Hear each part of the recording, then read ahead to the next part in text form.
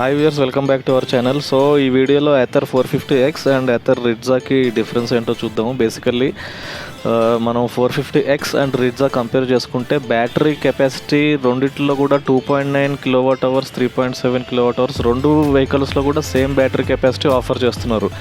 కానీ major difference వచ్చేసి motor power అనమాట. ఎథర్ 450Xలో 6.4 kW మోటార్ పవర్ ఉంటే ఎథర్ రిడ్జాలో 4.3 kW మోటార్ పవర్ ఉంటుంది. దీనివల్ల పికప్లో మనకి డిఫరెన్స్ కనిపిస్తుంది. ఎథర్ 450X పికప్ చాలా బాగుంటుంది అండ్ ఎథర్ రిడ్జా పికప్ దాంతో కంపేర్ చేసుకుంటే కొంచెం తక్కువగా అనిపిస్తుంది మనకి.